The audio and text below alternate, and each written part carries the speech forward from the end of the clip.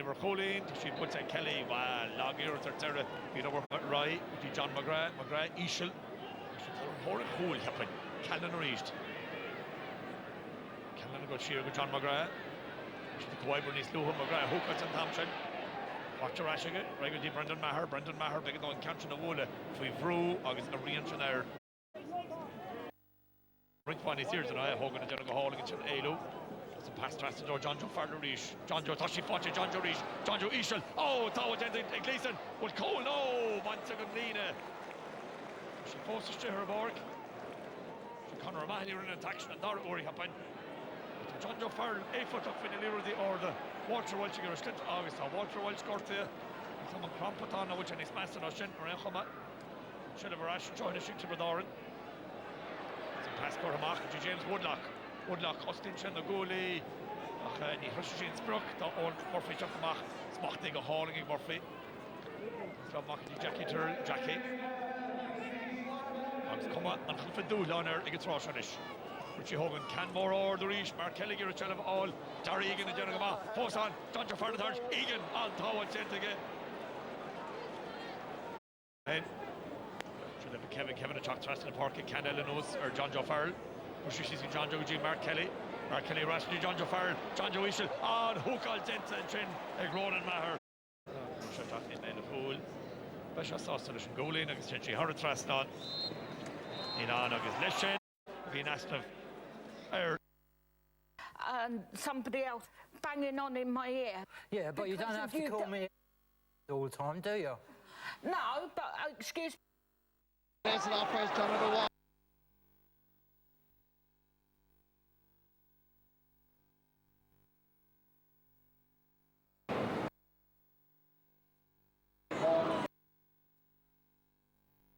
Went in 7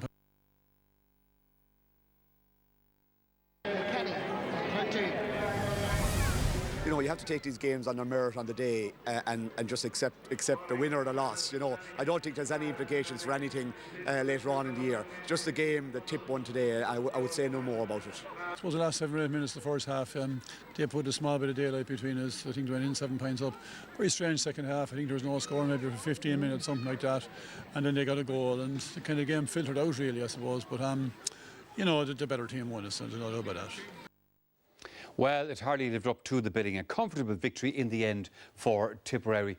Tomas, whatever about the result of the match, the manner in which Tip won and the gap, I suppose, at the end of the game was something we didn't expect to see, perhaps. Well, Tip have been very impressive, Michael. Again, a bit like Cork from the opening day when they got that hammering in Parnell Park. It's been a different Tipperary team we've seen over the last couple of weeks, and they are a team down that is gathering momentum. Today, 9 different scorers.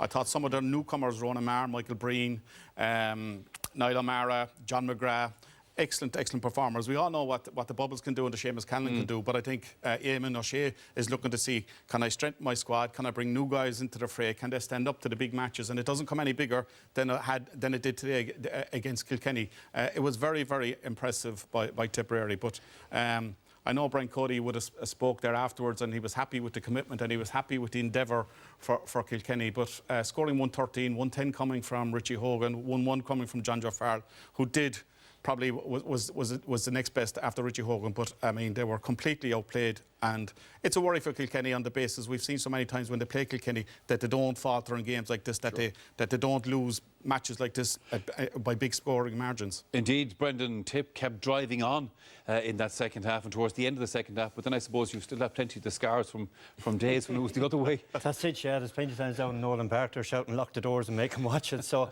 I mean, for Tipperary today, and Tomas touched on it there, last year's All-Ireland final, the criticism was we had no bench.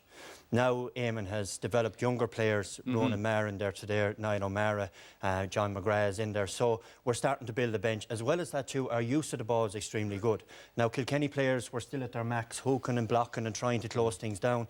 But in our half-back line today, Tipperary used the ball extremely well. Michael Breen showed great composure for a young man. So it all augurs well. Like Eamon said, it's not a massive one, but it is a nice moral victory for this time of the year for those Tipperary players. It is, and in fairness to Tip, they had most of the work done in this match by half-time, actually, Tomas. Yeah, leading at half-time, Michael, 116 to 9 points, and the game was as good as over, right? And Tip, it reminded me kind of last year in the first match of the All-Ireland final. Everything they touched today, ball to hand, was fantastic. Their striking has always been very, very good.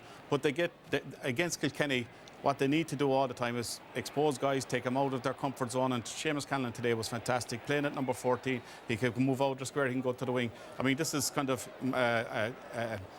Michael Breen, we mentioned there, look, I mean, this pinpoint passing is just fantastic. The accuracy is incredible. And when it comes to Bubbles Dwyer, a shimmy to the left and turns back to the right and a straight over the bar. Now, the game was as good as over as a contest when you get scores like that, but it was still very, very impressive, and it's been a good couple of weeks for Tipperary. It was. Richie Hogan was the hurler of the year last year of Kilkenny. Certainly they can't blame him for their defeat today, even though he was up against a player of the calibre of somebody like Pádraig Maher. Yeah, at the start of the game today I was saying this was going to be a fascinating battle, and here you see Richie, who's the man outside, taking the free in, and look at Pádraig Maher going up here. He was a colossal today. He was colossal today on their high ball. He was fantastic in everything. Again, from puck outs, in between 5 or 6 guys, winning possession, breaking out. He's a leader. He's the guy that they look up to. He's kind of the fulcrum of getting ball, delivery down the field, of play again. But there is something there, right? And you see kind of Richie Hogan, right? Richie dropping that 20 yards out. And Cody, right, would say to Richie, you go towards midfield. Test Pádraig Maher, is he going to come and man mark? And if he doesn't, you will have the opportunity to get scores. And maybe that was kind of one thing that lacked against his performance today.